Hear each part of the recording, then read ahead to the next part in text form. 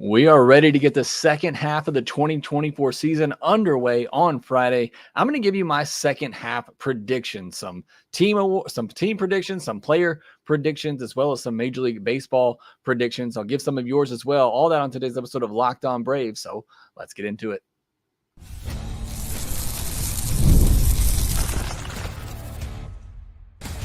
You are Locked On Braves, your daily Atlanta Braves podcast. Part of the Locked On Podcast Network, your team every day. Hey, and welcome back to Locked On Braves, part of Locked On Sports Atlanta, where we cover your favorite Atlanta sports teams each and every day. I am your host, Jake Mastriani. You can follow me on social media at Shortstop Ball. Follow the podcast at LockedOn_Braves. If you're new and watching on YouTube, hit that subscribe button, hit that thumbs up button as well. Thank you to my wife who finally subscribed to me on YouTube. All these years I've been doing this show and she wasn't subscribed. Well, now she is. So thank you so much for that. If you want to support me, you can hit that subscribe button as well. Also, if you're listening on the audio version, you can leave me a 5-star review on Apple, Spotify, wherever you get your podcast. Thank you so much for your support here at Locked On Braves. And make sure you leave me a comment as well down on YouTube. Enjoy the conversation there. And I try to get to all of those comments as well, especially if you let me know what you're in every day or you use one of our products here at Locked On Braves. I would really love to know that. And thank you again for all your support. On today's episode, it is second half predictions. I'm going to give you some of my second half predictions. I'll take some of yours as well. And then we got a series to preview as the Braves get ready to start the second half action on Friday at home against the St. Louis Cardinals. So we'll preview that series. Been a little while since we've been able to talk about some actual on the field stuff. So looking forward to that. This episode of Locked On Braves is brought to you by Booking.com. Booking.yeah. The right stay can make you a fan of any city, even your rivals. Check out Booking.com for your stay today. Well, we are getting geared up for the second half, as I said earlier. Can't believe it's already here. Time just flies, as you know, and especially baseball seasons. It's 162 games, and many people think that's just way too long. But for me, we're already over halfway through. The All-Star break is more than halfway through the season. So we're at the home stretch here of the Major League Baseball season. 2.5 months left in the regular season. So I want to give some predictions for the second half. I'm going to start out with some team predictions. I don't think this one is that bold of a prediction. None of these are going to be too terribly bold. I do not think the Atlanta Braves are going to catch the Philadelphia Phillies. Maybe that comes as a bummer, a letdown to some of you. I just think the Braves have dug themselves too much of a hole. I think the Phillies are just too good to allow the Braves to come back and do that. The Braves could play great baseball the rest of the way. They're certainly capable of doing that, but it would take the Phillies collapsing at this point. And I just can't see that happening. Now you go back to 2022 and the Braves caught the Mets. The Mets still played great baseball and the Braves just played out of this world baseball. And so it's certainly possible. I just don't feel like that's going to happen this year. I don't feel like it's going to be the case again. And same question I've asked before. Does it matter? Certainly you want to win that division. You want to get the bye if you can. But as I keep saying, and I'll keep saying, it's more important to me that they get to the postseason with a healthy rotation. Because if they're going to do anything in the postseason this year, and look, they got to get there. That's not a given from what they've done in the first half. It's going to be built on pitching and having great quality starting pitching and relief pitching. That's this team's success right now. And so it's more important to me that they give guys extra days of rest. Lopez, Sale, Fried even to an extent. Give those guys extra days, make sure that they're healthy and ready to go for the end of the season. So I want to catch the Phillies. I do. I would love to. I would be ecstatic, but not at the expense of wearing out your arms and wearing everybody else out to try and catch them. But my prediction is the Braves are not going to catch the Phillies this year. Record, though, I think they are going to have a much better second half. And I say a much better second half. They were 11 games over 500 in the first half. I know a lot of that was built up by a good first month, but I feel like they're going to play better baseball the rest of the way. I think they're going to finish with a record of 92-70. Now, that's well short of what I predicted to begin the year, where I think I predicted 97 or 98 wins. But I still believe they can get to 92. To do that, they would have to go 39-28 the rest of the way. So they essentially finished playing it the same way they have in the first half. I think hopefully it's just a little bit more consistent. We see them be a team that is 10 games over 500 the rest of the way, kind of like what we saw in the first 3 to 4 weeks of the season. Phillies were the top wild card team last year with 90 wins. The year before that, it was the Mets at 101 wins, but the Padres were next closest at 89. So getting to that 90 win mark feels pretty safe for that top wild card spot, especially with the mediocrity in the National League this year. I think getting over 90 wins is pretty much going to lock up that top spot. So I think the Braves can certainly do that. They're going to have to play much better baseball than they have over the last 2.5 months. But that is my prediction for this Braves team, that they will win 92 games and they will get that top wild card spot, which will obviously give them home field advantage in the wild card round to open things up. My next team prediction is they'll finish 5th in total home runs. They're sitting at 10th right now with 109 home runs. The Mets are currently 5th with 121 home runs. Reasoning for that is just, I think like a lot of us, I'm expecting the offense to be much better down the stretch than they have been. But I think one real number you can point to that will make you believe in that is the home run to fly ball percentage was up in July, 13.5%. That's just slightly above where it was last July at 13.2%. So you're seeing baseballs leaving the ballpark at a higher rate. Certainly helps a Braves team that has a lot of power, and that's how they generate most of their runs. So I think that is going to be a huge plus for this Braves team as we see baseballs flying out of the ballpark again. And you look at the home run to fly ball rate in last August, it was 13.6%. So August could be a really big month for this team offensively. You go to September last year, it was 12.9%. So we always talk about the fact that home runs, get going as the weather gets going. And that's, a trend that we see every single year. But August in particular, July and August are some of the biggest months for that. We've seen some of that with this Braves offense here recently, as we saw the offense score 5 or more runs in 8 of their last 10 games before the break. So I think that continues through the end of July and in through the month of August, which is going to help this team get those home runs and get into a top 5 in all of baseball in home runs by the end of the season. Now I get into some of my division winner predictions as well as my award winner predictions. Division predictions, I don't have anything too spicy here. I think the Orioles are going to hang on to the NL East. I think it'll be a good battle with the Yankees. Obviously, a lot depends on what happens at the trade deadline. It's a very close race. The Guardians got a pretty solid lead in the AL Central, and I think they run away with it. I mean, the Twins have a chance. I have the Twins getting into the postseason, but the Guardians have just played so well all year, and their lineup just seems to be clicking. I would love to see Travis Bazzana get up by the end of the year. I don't think it's going to happen, but that would be a really cool story if it did. The one division where I have things swapping is the AL West. I have the Houston Astros coming back after a very slow start to win the AL West, overtake the Seattle Mariners. Part of that is I just don't believe in the Seattle Mariners offense. I don't believe in them at the trade deadline. And it's one of those things with the Astros where I got to see somebody do it before I can pick somebody else. And with how close the Astros have already gotten, despite a slow first half, I think they're just going to keep getting better and better. And they are kind of the kings of that division, like the Braves have been. But the Braves dug themselves too big of a hole in the first half to really overcome it.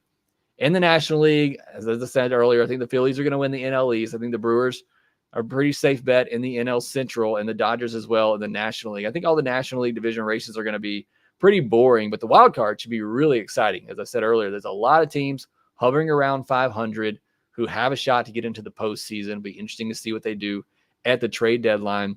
The wild card teams that I have are Yankees, Twins, and Mariners in the American League. I said I think the Mariners are going to lose that top spot in the AL West, but I do think their pitching is good enough that they're going to maintain a wild card spot.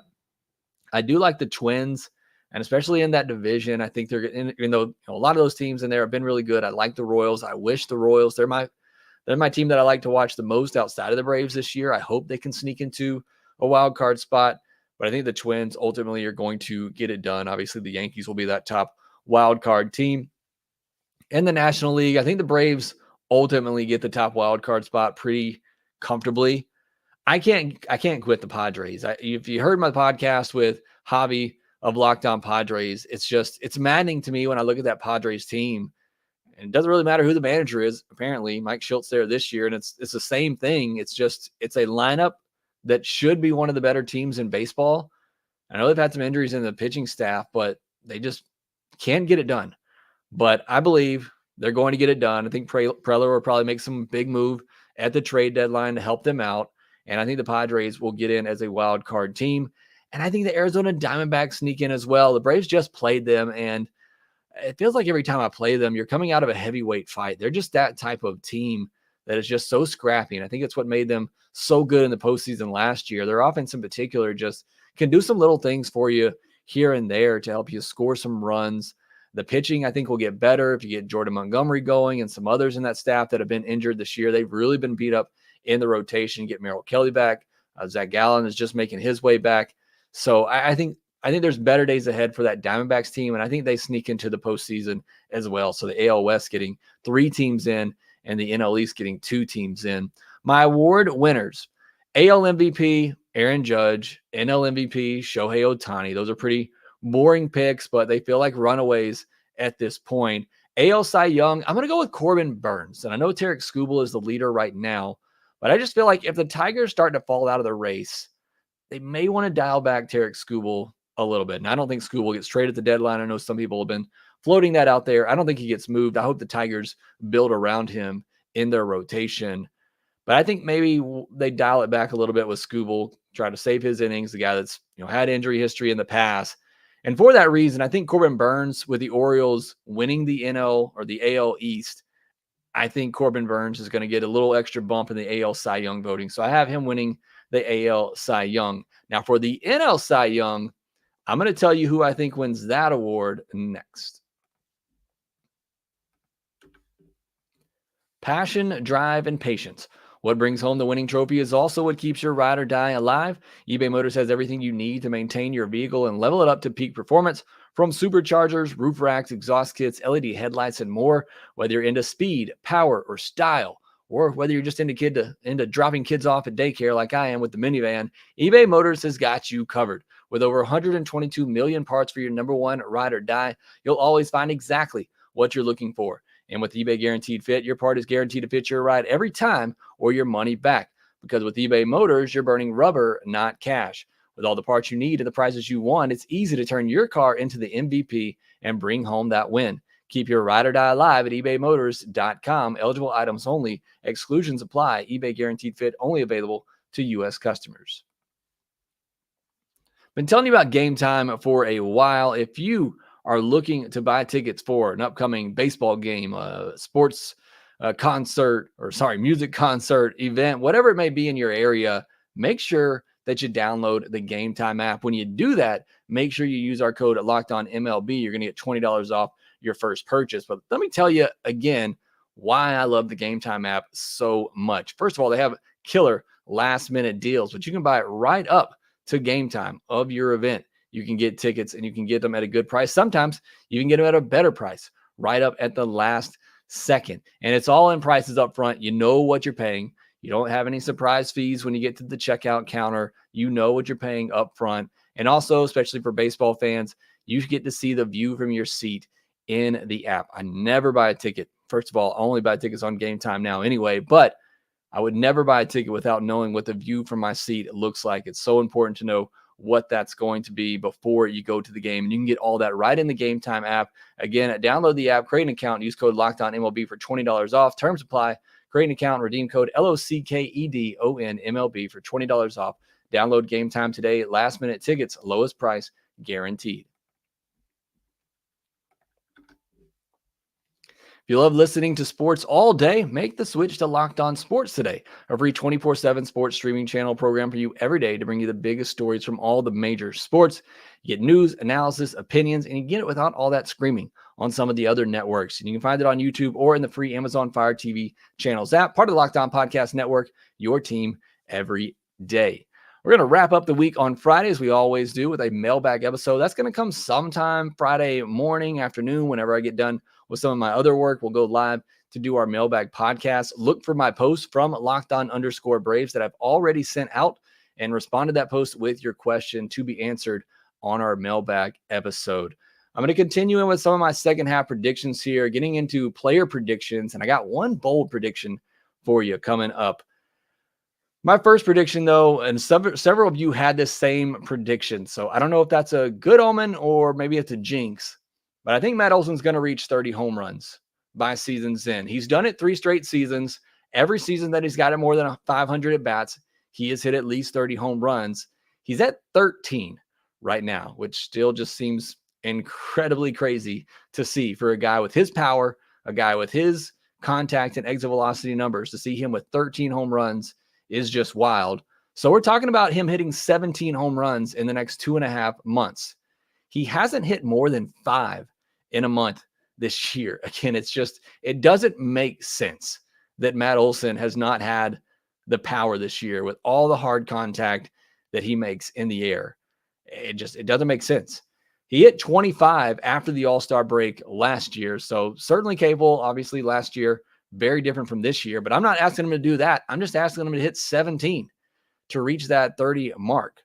And I just believe in Matt Olson. I know everybody is tired of Matt Olson. They want him to, move down in the lineup. They're, want Freddie Freeman back. It's not happening. You need to let that go. I'm just a big believer in Matt Olson and the bat. Certainly, though, the swing needs some adjustment, but I think he's going to get to 30 home run. Dox thinks he's going to get to 40. I don't know about that. That would take a crazy second half, but I do think that Matt Olson hits at least 17 home runs in the second half to reach that 30 mark. Would not be surprised to see him do more than that, but I'm going to say he gets to at least 30 home runs with a big home run barrage in the second half. I think Austin Riley finishes with an OPS over 850, which isn't much of a bold prediction, but he's sitting at 779 right now. He's been at 860 or higher the last 3 seasons, but obviously another Braves hitter, another hitter around Major League Baseball. A lot of the great hitters are struggling this year. They got off to a slow start. He seems to be turning things around. He's trending in the right direction, and I think he's going to end the year with an OPS over 850. I know we got some other comments coming in on people thinking Austin Riley's going to have a big second half. I am certainly on that train. This isn't a bold prediction.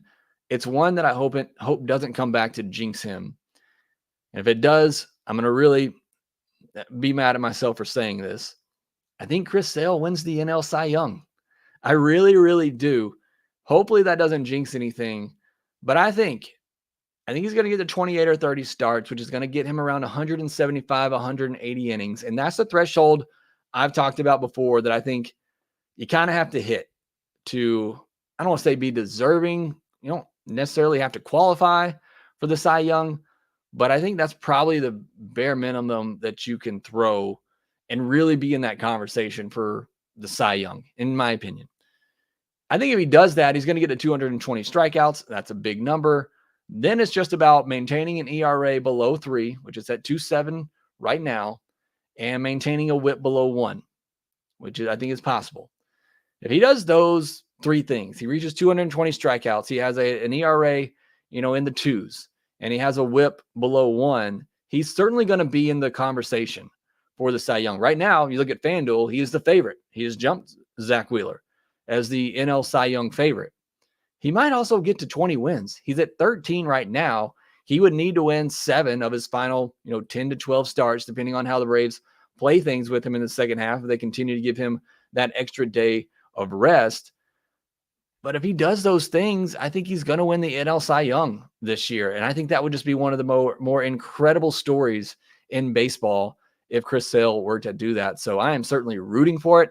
I want to see it happen. More than anything, I want to see Chris Sale healthy for the second half, for the whole season and into the postseason. But I'd love to see him continue this run that he is on this year and win that NL Cy Young, something he's been in the running for a lot, but never been able to come home with. So I think, again, that would be one of the better stories in baseball if that were to happen, and something really fun to watch in this second half. Now, here's my bold prediction, and Joseph's recap is stealing this one from me. Nacho Alvarez finishes the season as the team's starting shortstop. I've gone back and forth on this one. I do not know if I fully believe this, and it's why it's a bold prediction, because my mind, I don't think it's going to happen. In my heart, I kind of want it to happen at this point. Look, we're already in a situation where Brian Snitker is pinch hitting for Orlando Arcia late in games in clutch situations. That right there is a clear sign that you don't have a lot of trust in his bat, nor should you from what you've seen this year. Arcia has still been great on defense, but at some point, his great defense doesn't make up for the fact that he is just a clear out at the plate, which is what he has been. Now, I think there's still I still believe it's much more likely that Arcia is a better hitter in the second half, and it's good enough for him to stay in the lineup because of his defense. So it may take an injury, and I'm not wishing this, certainly not, but it may take an injury. I feel like if at any point Arcia has to hit the shelf, I feel like the Braves just pull the plug and they go with Nacho to give him a chance. And then it's up to Nacho to prove that he belongs and that he can stick.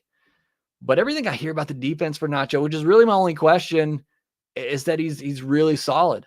I don't think he's not going to be a Gold Glover. He's not going to be to Orlando Arcia's level, but I think he can give you more with the bat. Can he be a guy that hits 8th and 9th in your order, gets on base, has a little speed as well, can steal some bases? And I've talked about it. That's the kind of bat I'm looking for with this team. But I think, again, I go back and forth on it. If I really think it'll happen, if I really want it to happen, but that is my bold prediction. So let me know if you agree.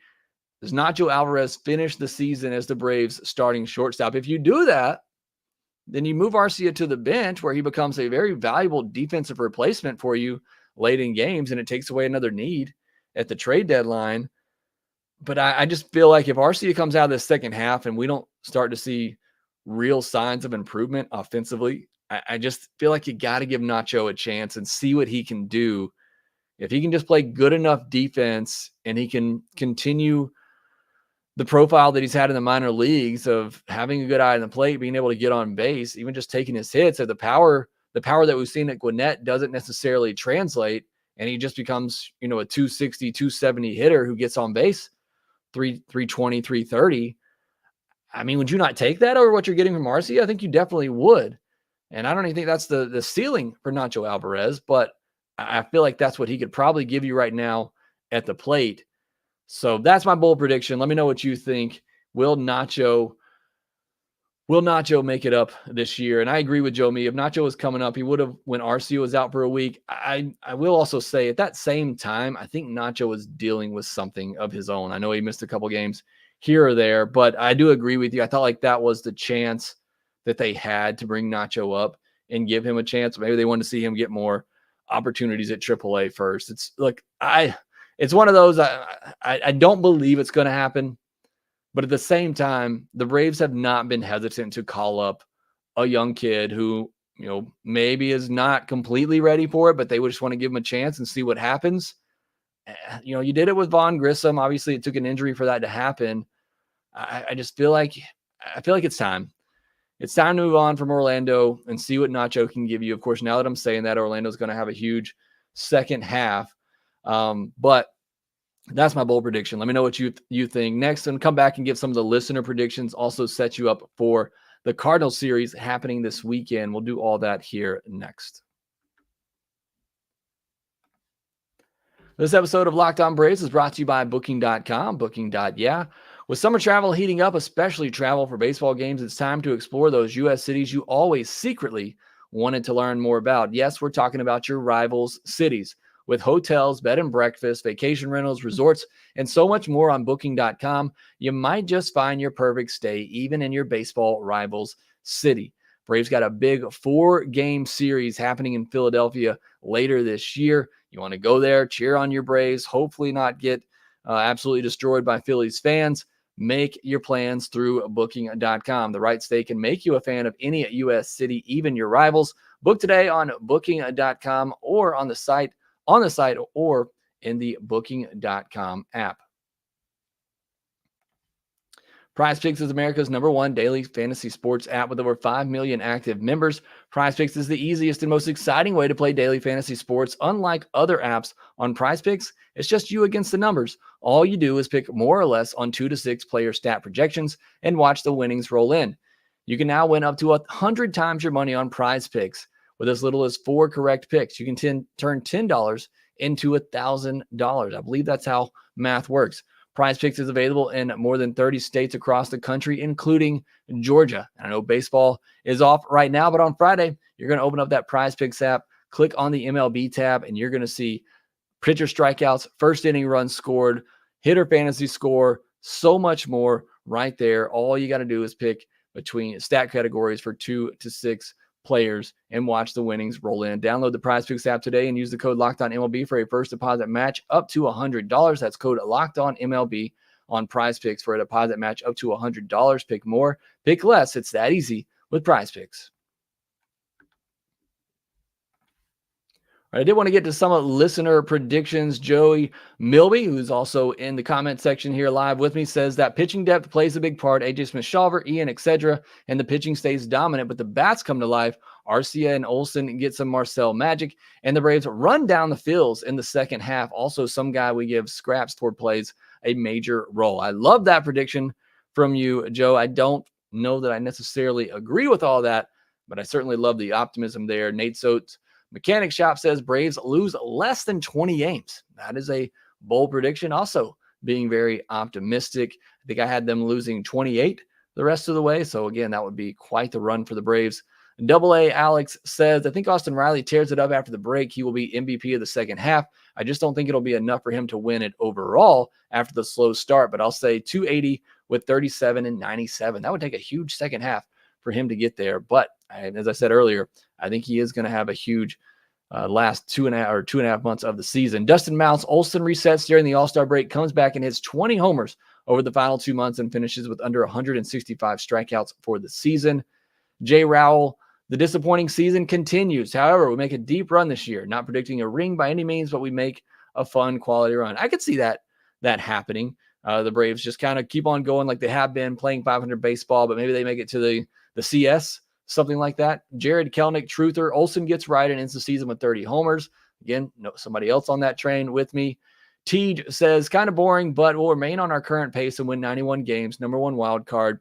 But the team roles will almost swap. Pitching will be closer to middle of the pack rather than #1 in ERA. Hitting will pick it up and be top 5 offense in the second half. I like that one. And I think that's realistic. I could see the pitching taking a step back just because they've been so good. But I'm also looking forward to the offense stepping up.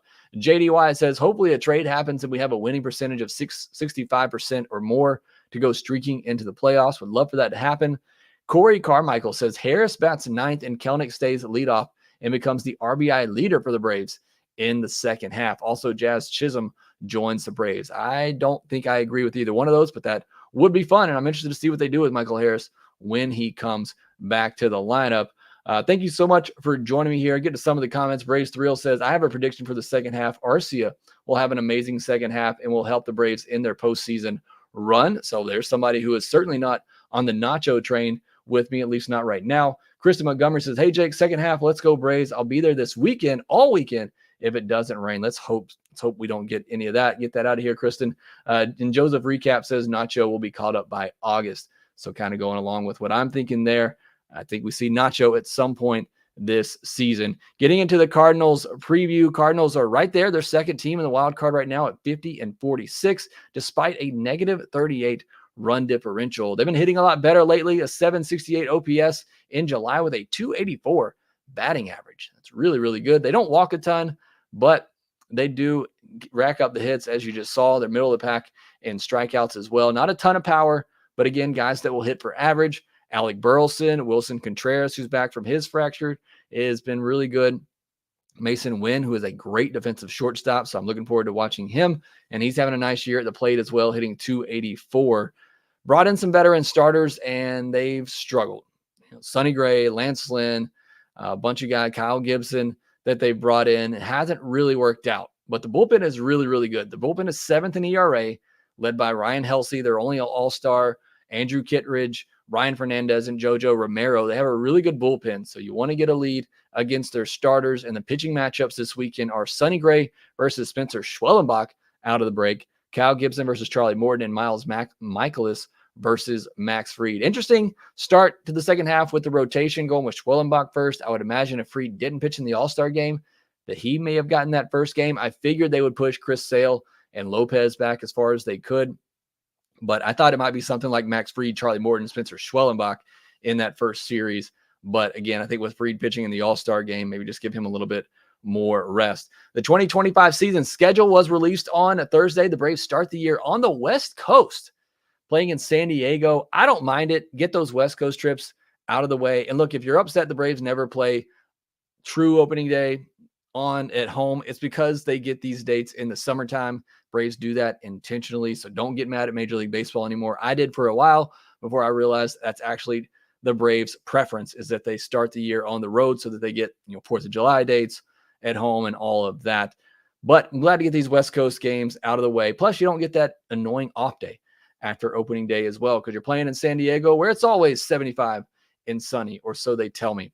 All right, thank you so much for joining me on the podcast today. Doc's Cards going out from Arizona to San Diego for opening day. You better be there, Doc. We got Tyler Sanders, Laro Bond, who I saw you in here, Laro, saying, don't blame it on Arcia. I agree. Other people have to step up, but I just think Arcia, I mean, you're talking about a WRC plus in the 50s. At what point does the defense not make up for the offense? And I just feel like you need more of a bat like Nacho. So I'm not trying to dump all the offensive struggles on Arcia. I just think you look at it individually, how long can you go with a bat like that in a lineup that's giving you nothing despite great defense? So I saw that comment. I wanted to get back to it. I don't want to completely just dump on Arcia. That will do it for this episode of Locked On Braves. Make sure you subscribe on YouTube if you're new, like my wife just did. Hopefully you do the same. Hit that thumbs up button. Follow us on social media. Make sure that you rate, review, and subscribe to the Locked On Braves podcast wherever you get your podcast. And we will talk to you next time.